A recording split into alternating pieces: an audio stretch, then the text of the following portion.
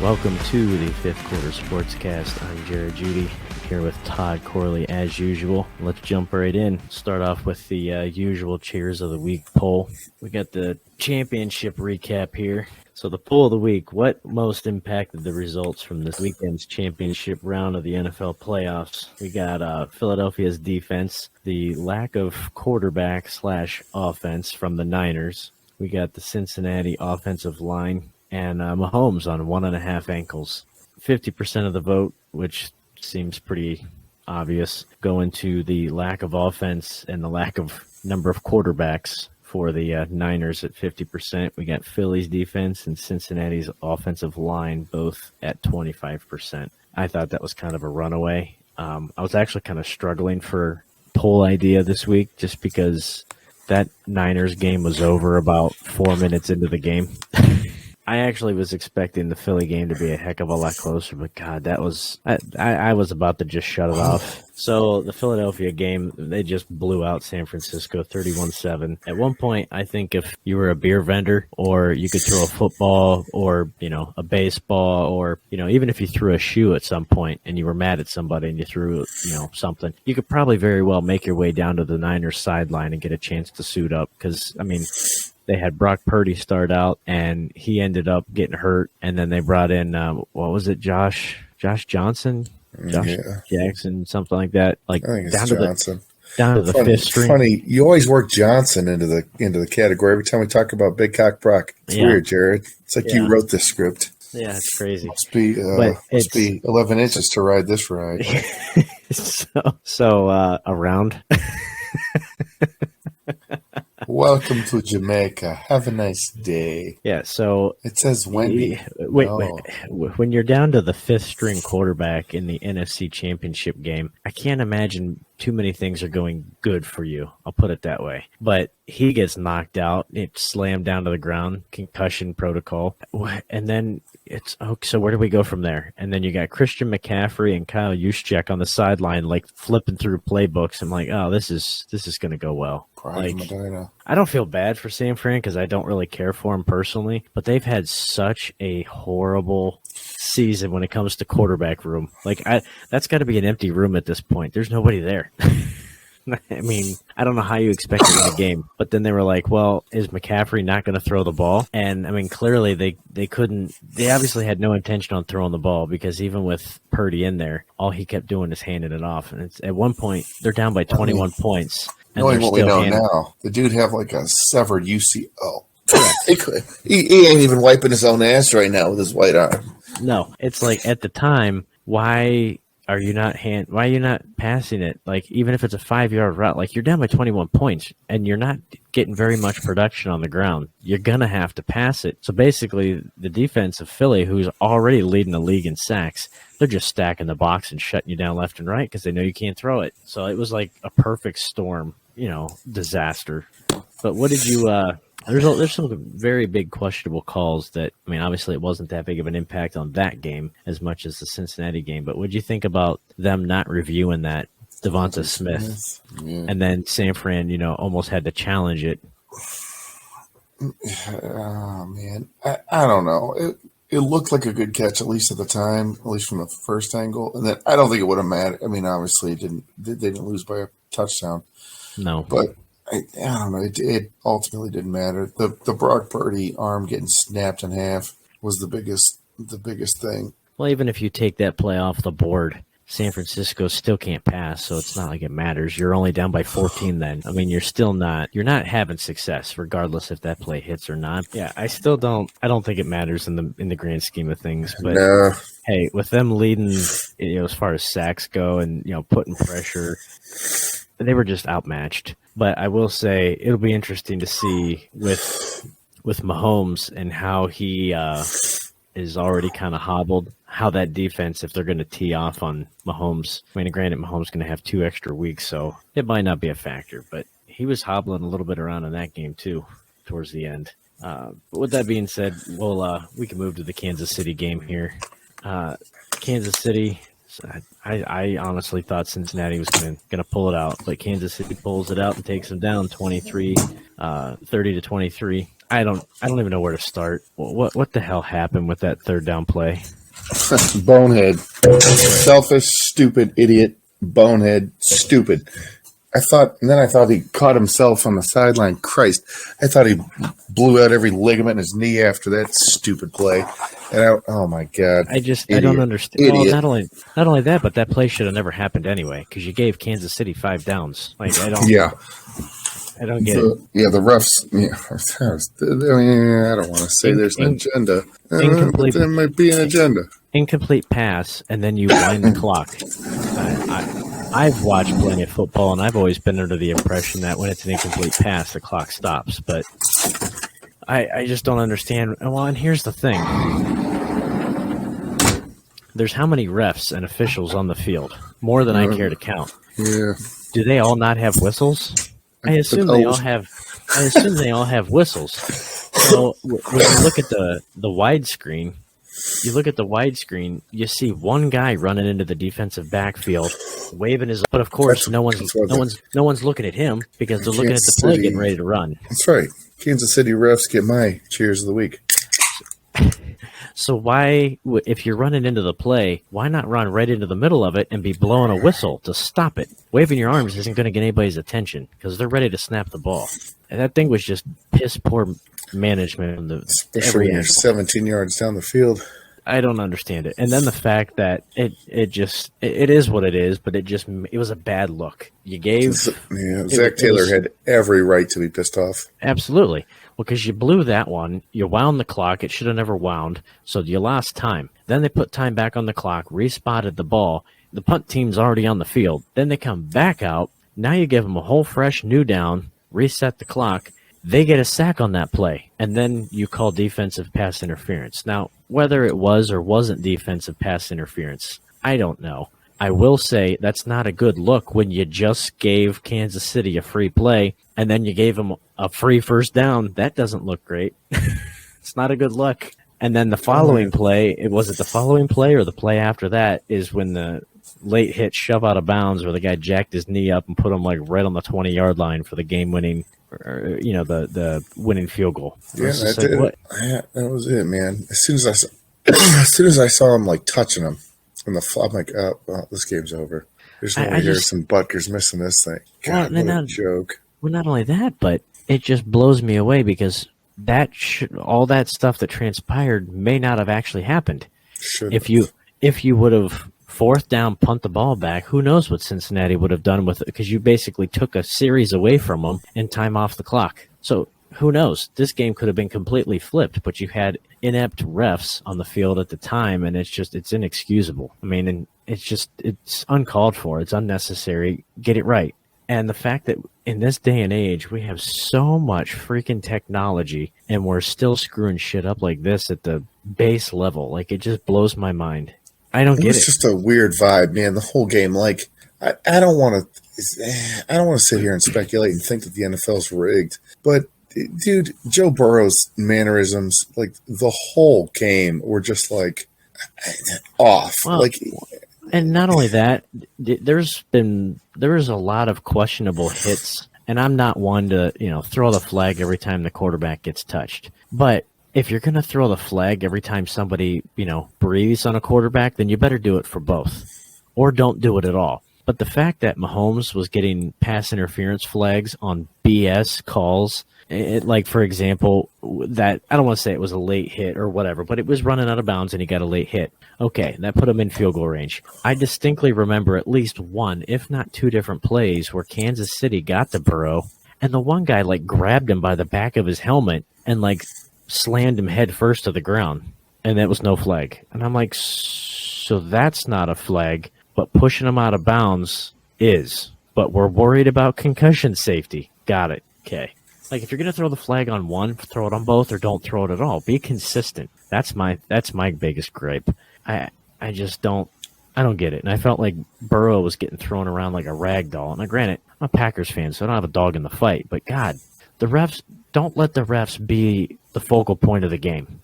Like, that's my thing. They should not be the headline. Yep, the only thing consistent is inconsistency.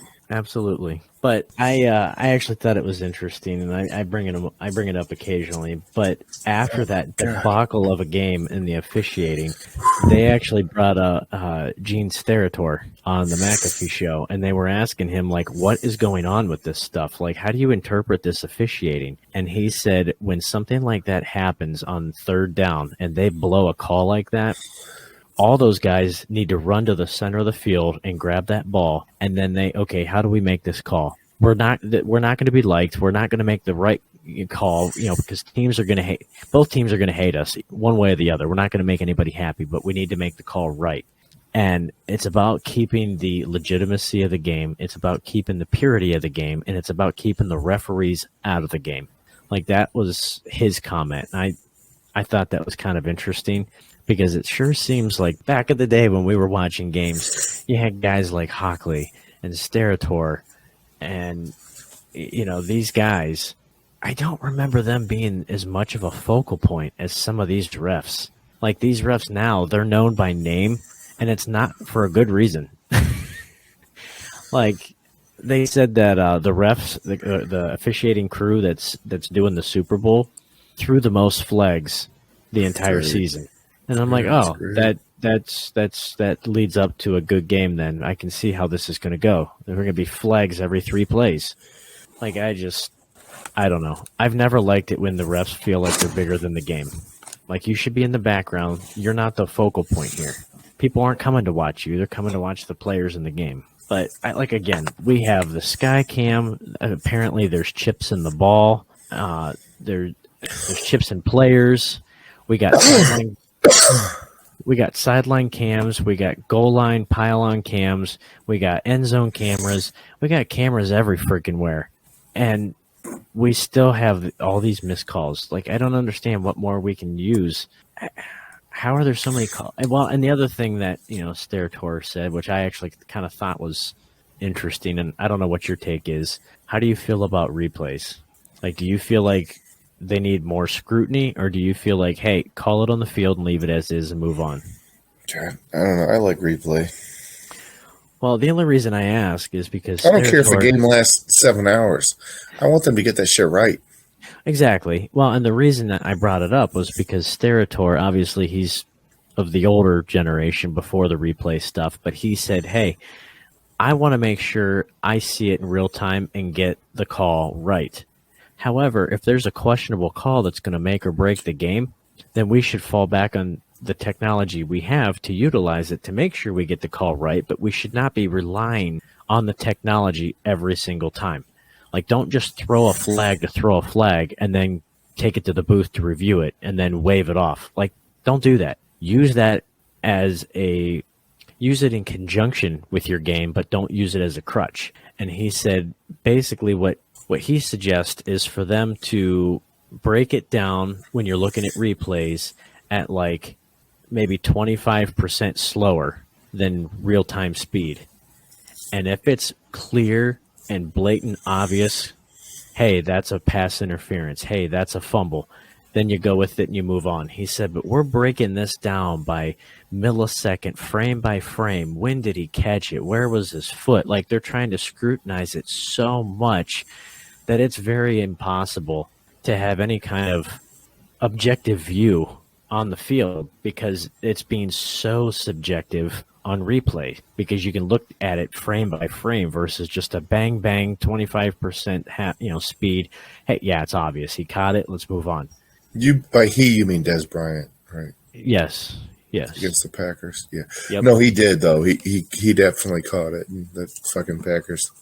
Well, and that's the thing. It's just I kind of agree with him. Like, hey, anything you can change the narrative depending on how much you really dig in and scrutinize these replays. You can change it any way you look at it, but I don't think they should be relying on this as a crutch. It should be a supplement. Like, hey, if you get the call right, we have the ability to look back and be like, no, you got the call wrong.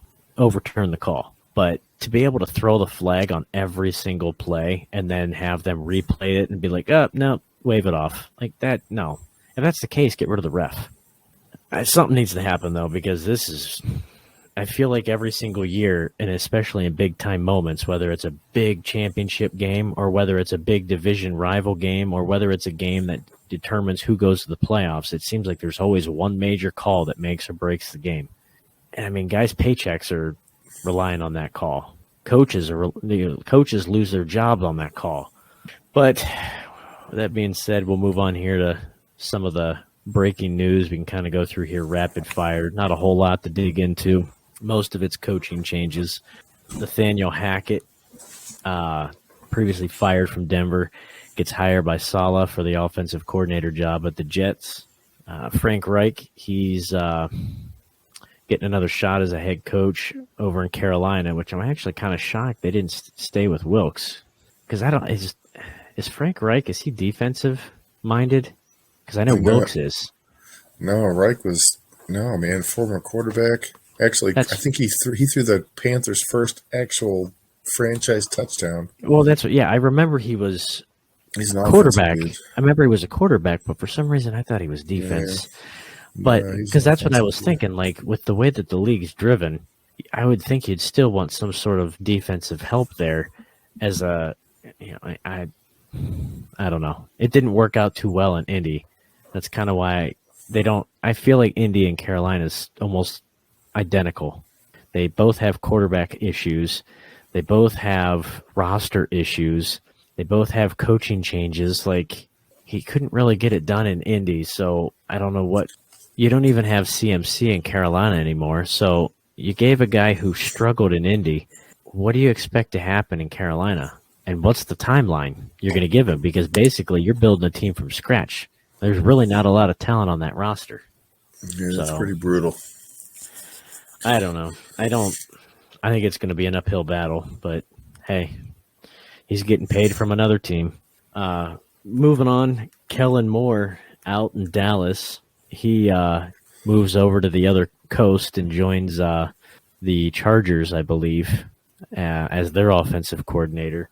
I guess we'll get to see how good Mike McCarthy really is at play calling now that he'll be taking that back over.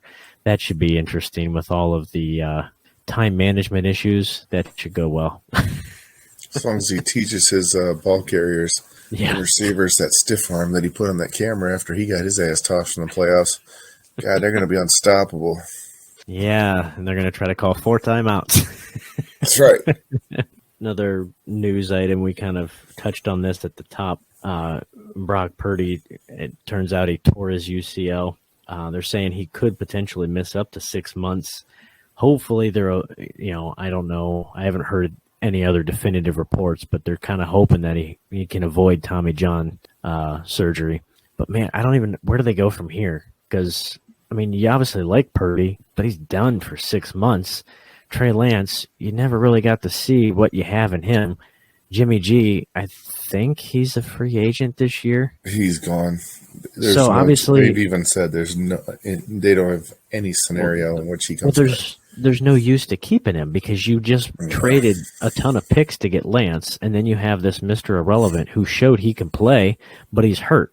And then you have this Josh Johnson who's the practice squad guy, but you don't even know what you have in him because he played, 4 snaps before he got concussed. So it's like, where do you go for quarterbacks right now? Because your roster's pretty empty. Unless you're taking some future wagers on, another certain former player to end up there. We'll get there here in a little bit in a couple points. If you're putting your eggs in that basket, fine. But I don't know who you're going to start because Lance got hurt at maybe week 3 or something, week 4. I think it was week 3. So he got hurt. So he's probably not. He's probably Jamie, not go coming. Fuck yourself. Pick that up for us. He's probably not going to be ready by the beginning of the season. He could, but again, you don't know what you have in him. As far as Purdy, he's probably not going to be ready until maybe early season. So it's not like you're going to get accurate tryouts and battling for the job because they're both still going to be going through rehab. So you don't even know what you have. I'll tell you what you're going to have. I'll tell you what you're going to have right now. Listen, you're going to get through training camp, and then they're going to pull the old switcheroo. Old TB12, unretired. That's exactly what he's going to be. That's what we were alluding to. That's what it's we were alluding happening, to. baby. You watch. Season number 24. Well, coming at you. since we brought that up, Tom Brady officially / unofficially, apparently it's for good this time. He did retire. He announced it earlier this morning. I would like to think that this is permanent this time, but especially for these high caliber guys like that, it's very hard to just walk away.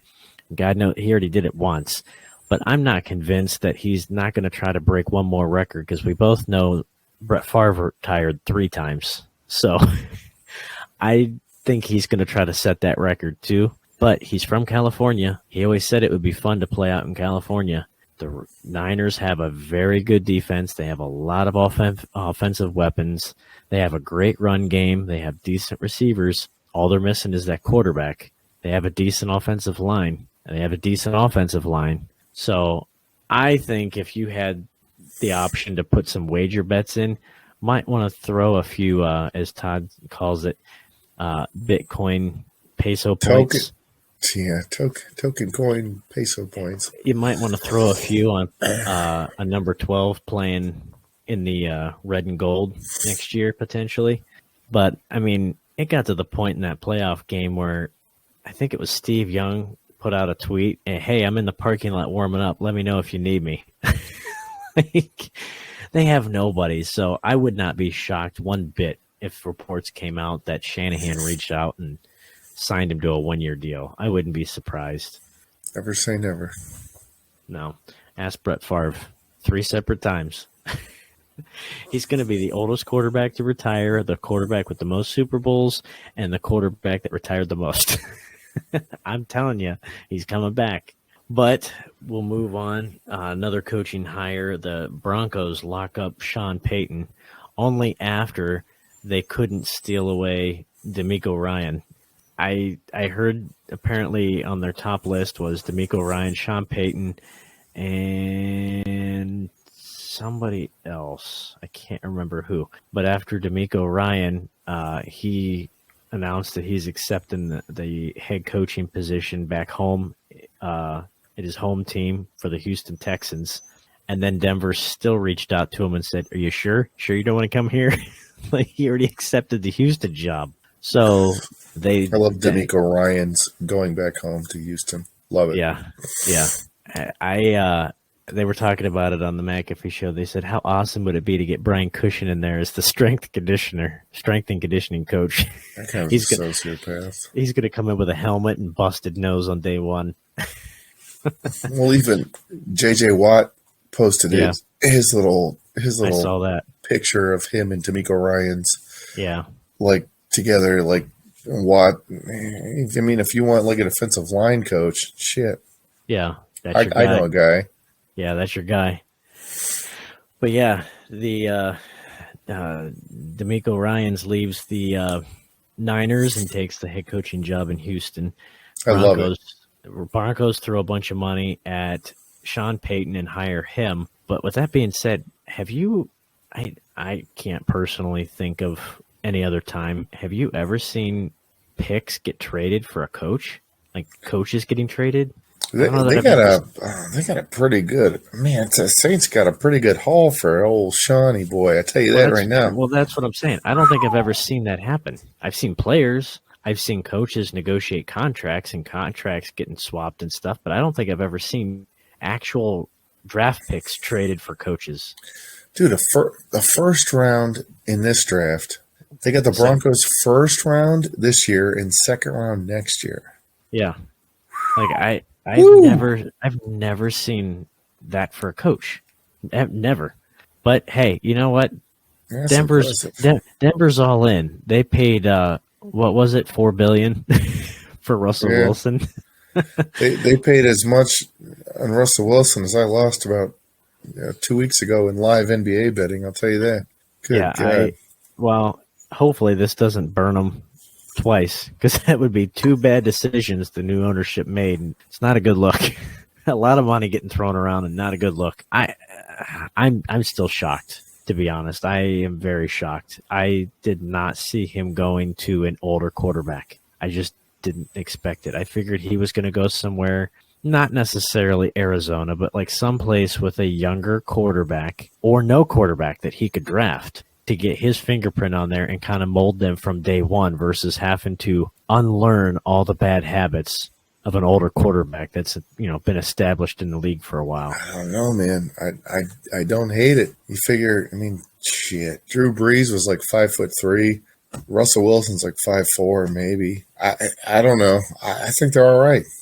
I figured I like it. I figured, if he's going to stick with the 5 foot something quarterbacks, he would have went to L.A. and kicked out Sean Payton or Sean McVay. He could have. But when you think about it, that doesn't make sense because Baker's over 5 foot by a lot. He's like what, 6'9"? Yeah, on the moon he's like 7'2". The gravitational pull. That's It's what a I real hear. thing. Sawed off bastard. Yeah, I'm backing on the Broncos, man. Just put them on prime time all the time. I want them to be my Thursday night sweet thing. Did you like that screenshot I sent you earlier from the one? It's not so much post? about. This is the thing when you talk about like screenshots and like pics and everything. I know where you're getting at. Here's the thing, Jared. It's not all about necessarily when somebody wants to see it. It's not about the size. What they're looking for is the fact you don't have any rash or lesions or anything. That's what it's all. What it boils down to. Yeah, that's not quite where I was going, but thanks for the advice. I'll keep it in mind. That's my PSA for the day. Thank you for tuning into the Fifth Quarter Sportscast. We really enjoyed being your drive time fun boys. No, I was getting at I forget who posted it, but they posted a picture of Sean Payton sitting in front of a Broncos poster with like Russell Wilson and Cortland Sutton, I believe, Deion behind Sanders. him, and a couple other people. And the caption was, who's going to hold the Broncos back or something. It was who's going to hold who's holding the Broncos back. And literally the first person that posted a reply was a picture of Russell Wilson raising his hand. I just thought it was funny. I don't know. We'll see how that works. You can go wrong, man. I don't think you can go wrong. Yeah. Sean Payton's, that's fantastic. Well, you watch. Return to greatness. I mean, God knows you can't go any lower. The bar's pretty low. Man, they really did screw the pooch this year. I'll tell you that. Yeah. Good night, but Johnny. We will end with this last breaking news here. It was announced, I think it was Monday. The NFL announced to all the teams that their salary cap's increasing significantly, up to $224.8 million. Obviously, it dropped quite a bit just because of the COVID years. It went down. But I found a thing on Score Mobile that shows the salary cap for the last few years. And in 2020, it was 198.2. Then it dropped to 182.5. Then it pushed back up to 208.2 last year. And now, like I said, it's going to 224.8. That's a hell of a jump, and I don't see it going down. It's only going to keep getting bigger with the more people the NFL's king. The ratings, even for crap games, are through the roof, more than it is for any other show. And all these streaming platforms want to get in on, they want to get in on the party. I don't see how the salary cap doesn't continue to explode. But with that being said, how do you think they structure contracts moving forward? Because obviously a quarterback is the big money ticket. Do you think, because there's been a lot of talk I've heard from ESPN and all these other people, do you think since the quarterback is such a big chunk of the pie that with these contracts getting so big as far as salary cap, that they need to start considering making it almost kind of like the coaches' contracts where it's something separate, like almost positional groups as opposed to a team salary cap? Like you have a cap of a quarterback here, and then you have a quarterback, or you have a cap on the defensive line, or a cap on the defensive side, or a cap on the offensive side, and then quarterbacks are separate. I mean, I don't see it happening, but there's so much money wrapped up in one player that if you don't have that, basically you have so much money to go around, but you don't have the guy slinging the ball. But if you have a guy slinging the ball like a Pat Mahomes or a Josh Allen or a Joe Burrow, they're going to be strapped with cash at that position for such a long time because that is a guy. The rest of the team's going to, be held hostage to it for an extent. Not that they can't win, but these contracts are just going to keep getting bigger and bigger. While it kind of goes against the, what's that saying? Rising tides raise all boats. Like if the quarterback's contracts keep getting bigger, that means that the rest of the team's contracts aren't necessarily getting bigger because there's only so much money to go around. I concur. Fair enough. You asked this shit way too late in the listen. I did a cheers. I finished off like 2 bottles of whiskey and a shitty beer, a craft beer. We'll Quarterbacks are going to get paid. Yeah. Good analogy. Running backs ain't going to get paid nothing. Running backs are obsolete. They're a dime a dozen. Wide receivers are. It seems like the running back. I don't know what to tell you. It seems like the running back position, like their lifeline is like 2 to 3 years, and then after that, you're over the hill at that point, that position.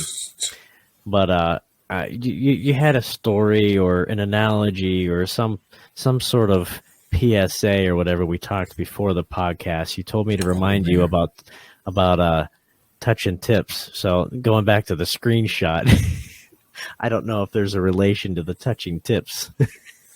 We may have already snuck it in there, Jared. We may have already talked about it. We may have already touched upon it. It was an epiphany that I realized after reading some of the forums on a sponsor of the show, Pornhub.com. It was in regards to the dick pics and people. It wasn't ever about the size of the ship. It was about the lesions and the rashes of the ocean. It's not the motion of the ocean.